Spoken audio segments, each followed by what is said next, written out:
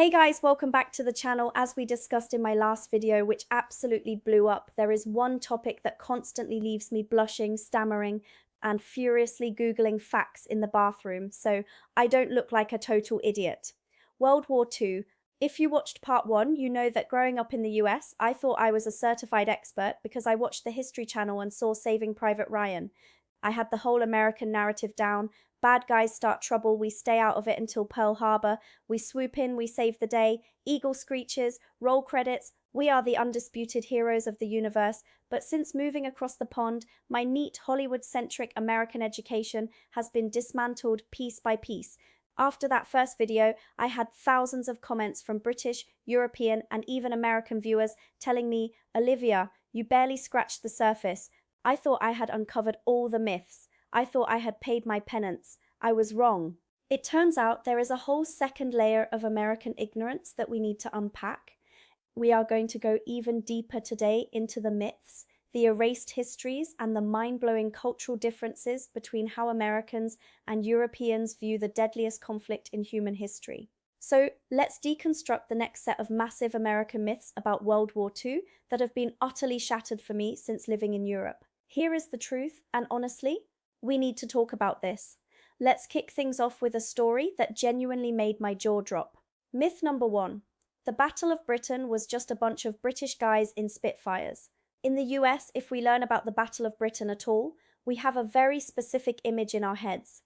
We picture a bunch of incredibly posh, Hugh Grant-looking British men named Nigel or Arthur. They are drinking a cup of Earl Grey tea, adjusting their silk scarves, and casually hopping into a Spitfire to go shoot down the Luftwaffe. We all know the famous Winston Churchill quote, "Never in the field of human conflict was so much owed by so many to so few." We assume the few just meant the British Royal Air Force. I was at a dinner party a few months ago, and I casually brought up how incredibly brave those British pilots were to hold off the entire German Air Force. My friend's husband, who is a massive history buff, just looked at me, took a sip of his wine, and said, "You do know who the highest scoring squadron in the Battle of Britain was, right?" I guessed, "The Royal Air Force?" He said, "Yes, but specifically the 303 Squadron, the Polish squadron." I was literally shocked. Polish pilots in the Battle of Britain? In my American high school, Poland was just the place that got invaded in 1939 to kick off the war, and then we never talked about them again until 1945. But here is the historical context that we completely miss. When Poland fell, and then when France fell, thousands of pilots from Poland, Czechoslovakia, and other occupied nations didn't just give up, they fled. They made incredibly dangerous journeys across Europe, sneaking through borders just to get to the UK so they could keep fighting. Also, can we talk about the fact that around 87% of you watching aren't subscribed? Because if you are this far into a video, you are absolutely my kind of person. So hit subscribe and come with me for the next identity crisis. When they arrived in Britain, the British military brass actually didn't want them flying. There was a lot of xenophobia. The British commanders thought these foreign pilots wouldn't understand the radios, wouldn't understand the tactics, and they literally had them riding tricycles with radios attached to them around airfields to learn English commands. But then, the summer of 1940 hit, the UK was bleeding pilots. They were losing planes and men faster than they could replace them. Desperation forced their hand, and they finally let the Polish and Czechoslovak pilots into the air. Guys, they absolutely dominated. We are talking about guys who had already seen their homelands destroyed. They had lost their families. They weren't fighting for king and country. They were fighting with pure, unadulterated vengeance. The Polish 303 Squadron shot down more German planes than any other squadron during the Battle of Britain, despite joining the fight weeks late. One of the top aces of the entire battle was a Czech guy named Josef František, who flew with the Polish squadron and fought like an absolute madman. When an American says Britain stood alone, a British person will immediately correct them and say, "No, the British Empire stood alone, alongside the exiles of Europe." The erasure of these Polish and Czech heroes in our American retelling is a travesty. Without them, the Luftwaffe might have achieved air superiority, Operation Sea Lion might have launched, and Britain could have been invaded. The fact that I had to move to London to learn about the 303 Squadron makes me so mad at my high school history curriculum. Myth number two. Dunkirk is just a Christopher Nolan movie. Okay, let's talk about Dunkirk. Before the movie starring Harry Styles and Tom Hardy came out a few years ago, I can guarantee you that 90% of Americans had absolutely no idea what Dunkirk even was. I asked an American friend about it once, and they literally responded, "Is that a movie?" Meanwhile, over here in the UK, every single child learns about Dunkirk. It is a defining cultural moment, but the psychological gap here is what fascinates me. In America, we do not celebrate retreats. We just don't. We like offensive victories. We like Yorktown. We like Gettysburg. We like D-Day. We celebrate storming the beach, taking the hill, and planting the flag. If an army gets trapped, surrounded, and has to run away, leaving all their tanks and guns behind, we would bury that in the history books and never speak of it again. But in the UK, the Dunkirk spirit is a phrase you still hear today. It is a cornerstone of their national identity. Let's look at the historical context we skip. May 1940. The German blitzkrieg has completely overwhelmed the French and British armies. Close to 400,000 Allied troops are backed up against the sea at Dunkirk. The water is too shallow for large British naval ships to get to the beach. Annihilation is literally days away. So what does the UK do?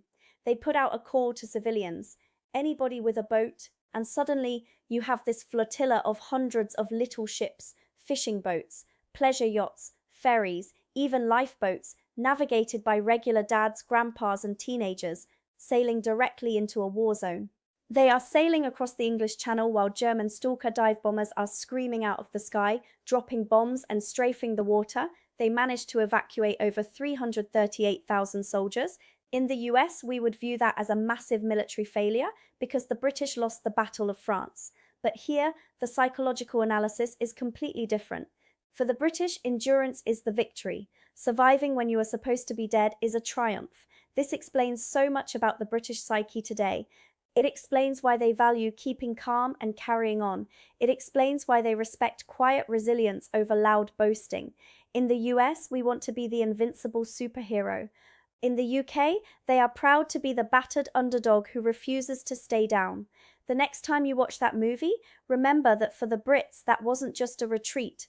That was the miracle that kept the free world breathing. If you want the version of this channel that feels a bit more close up, join the membership below. That's where the extra stories live, the behind-the-scenes thoughts live, and where I say a little more than I probably should. Myth number 3, the Navy just fought on sunny Pacific Islands. When Americans think of naval battles in World War II, we think of Midway. We think of aircraft carriers in the bright sunny Pacific Ocean fighting the Japanese. We focus on the naval battles because that's where the US Navy was the star, but we need to talk about the Battle of the Atlantic, and more specifically, the Arctic convoys. I had never heard of this in my life until I was sitting in a pub and heard an older British gentleman talking about his father's service in the Merchant Navy. Here's the truth. The Battle of the Atlantic was the longest continuous military campaign of the entire war. It ran from 1939 to 1945. Great Britain is an island. They import their food, their oil, their supplies. Hitler knew that if he could cut off the shipping lanes, he could literally starve the UK into surrendering without ever putting a single boot on British soil. So he unleashed the U-boats, German submarines operating in wolf packs, hunting down cargo ships. And it wasn't just bringing supplies to Britain. After the Soviet Union entered the war, the Allies had to send them weapons, tanks, and food to keep the Eastern Front from collapsing. How do you get supplies to Russia? You sail north, way north, up past Norway, into the Arctic Circle, to the Russian ports of Murmansk and Archangel.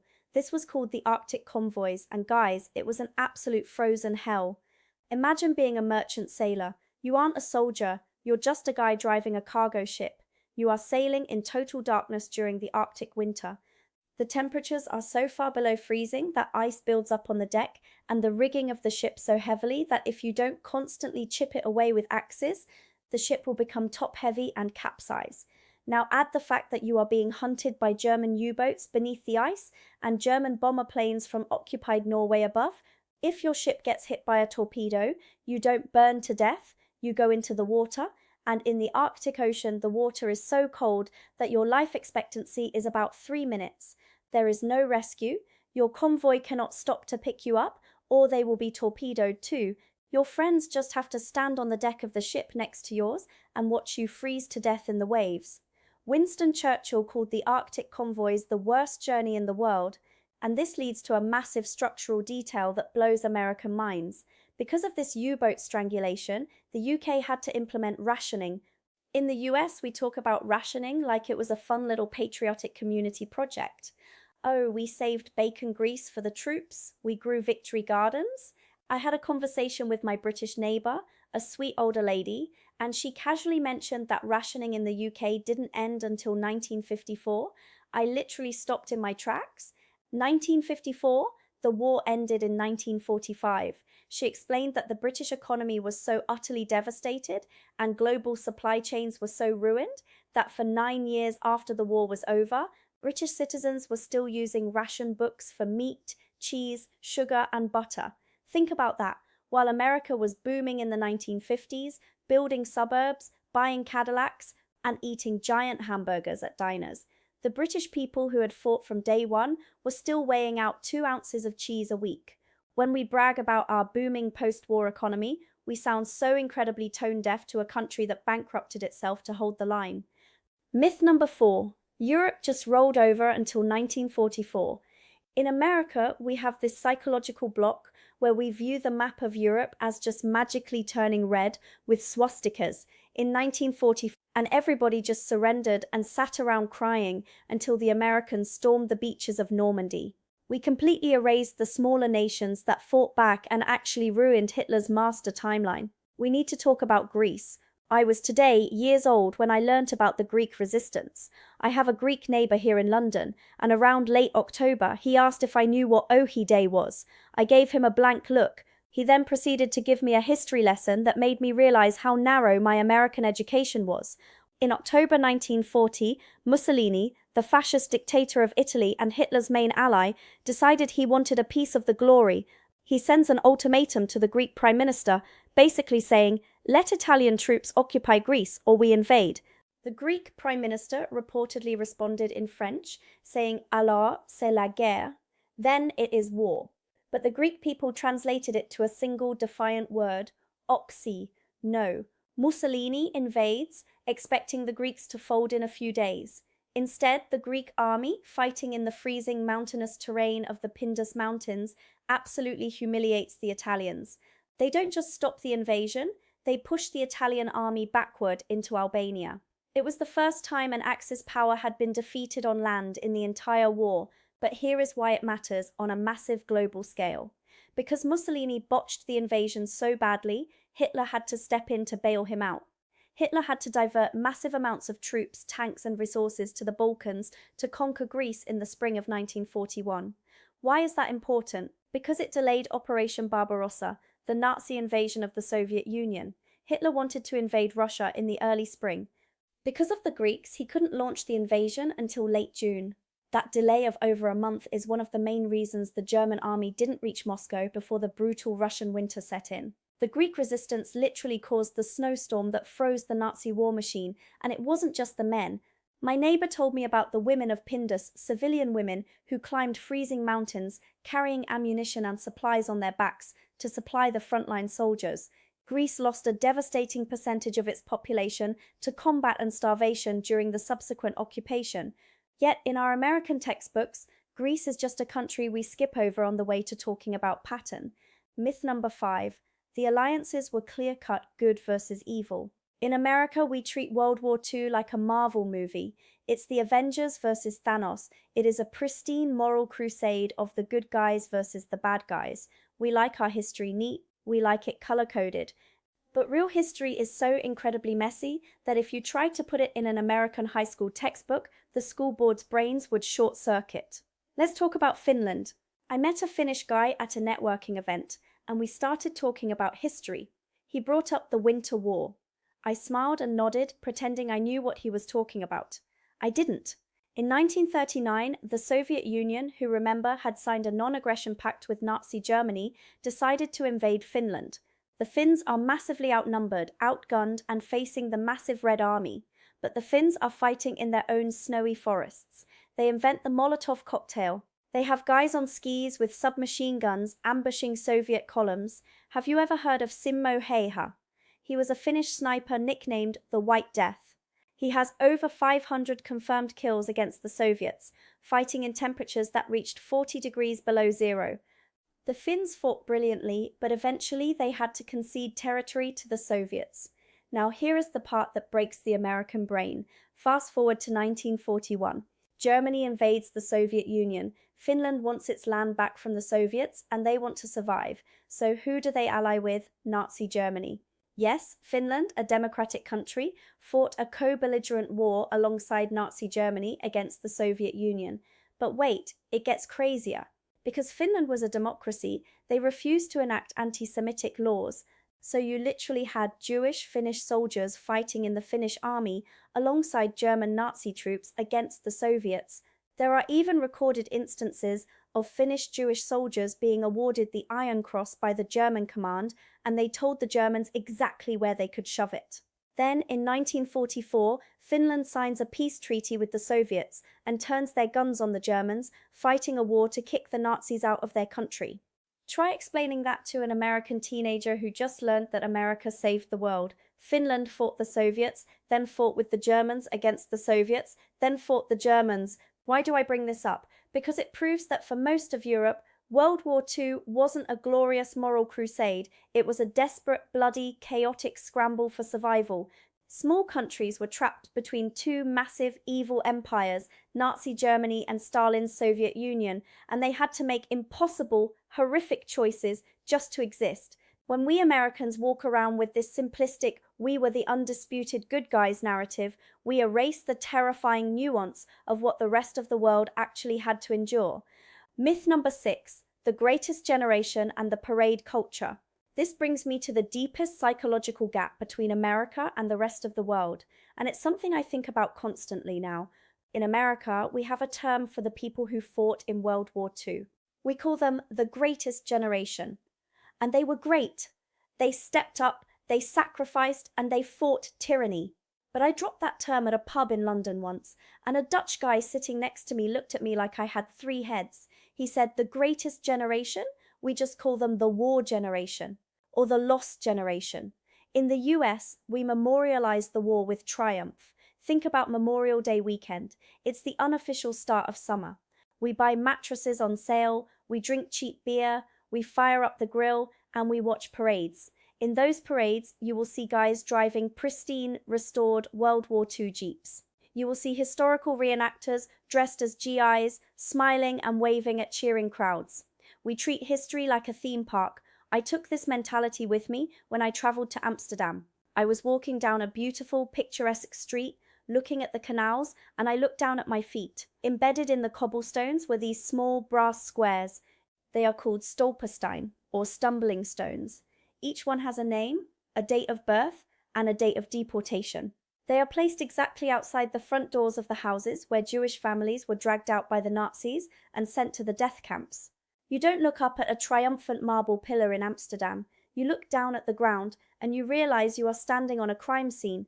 In Belarus, I learnt that they lost a quarter of their entire population during the war.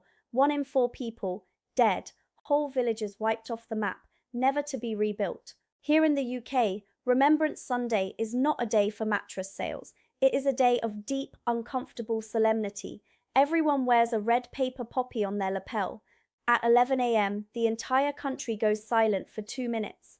I was in a grocery store the first time it happened to me. The announcements stopped. The cash registers stopped beeping. People froze in the aisles with their carts. It is haunting. It is heavy. When an American tourist goes to Europe and brags about winning the war, or wears a celebratory back-to-back World War champs t-shirt, yes, I have literally seen those. It is deeply offensive. To us, the war is a blockbuster movie where we play the superhero. Our cities weren't bombed. Our civilians didn't starve. We fought the war over there, and then our boys came home to a booming economy, the GI Bill, and the American dream. To Europeans, the war was an apocalypse that happened in their living rooms, their backyards, and their local parks. They don't have historical reenactors smiling in jeeps, because you don't cosplay an event where your grandmother was pulled from the rubble of her own home. We celebrate how we saved the world. They mourn what the world lost. So why am I yapping about all of this again? Why does it matter if we get the Polish pilots wrong, or if we don't know about the Greek resistance, or the frozen hell of the Arctic convoys. It matters because history shapes how we interact with the world today. When we walk around with this arrogant, narrow, completely sanitized version of history, we alienate our closest allies. We sound entitled. We sound like we don't respect the profound generational suffering of the countries we visit. Understanding that the Polish flew when Britain needed them most, that the Greeks delayed the Nazi war machine, that the Finnish fought a war of impossible choices, and that the British starved on rations until the 1950s, it doesn't diminish what America did. America's industrial might was incredible. The bravery of the American soldiers at the Bulge, at Normandy, at Iwo Jima, it is unquestionable. But we can be intensely proud of our contribution without claiming ownership of the entire victory. World War II was a global tragedy. It was a massive, bleeding team effort where some players took a significantly worse beating than others. Living in the UK has taught me to listen more and boast less. It has taught me that the timeline does not revolve around the United States. And honestly, it has made me respect the sheer resilience of the human spirit so much more. So the next time you find yourself at a pub or a dinner party or traveling abroad and someone brings up World War II, maybe hold off on the "we saved your ass" jokes. Instead, ask them what their grandparents went through. You might just get a history lesson that completely changes how you see the world. Thanks for listening, guys. I'm going to go make another cup of tea and probably apologize to a lamppost later. See you in the next one.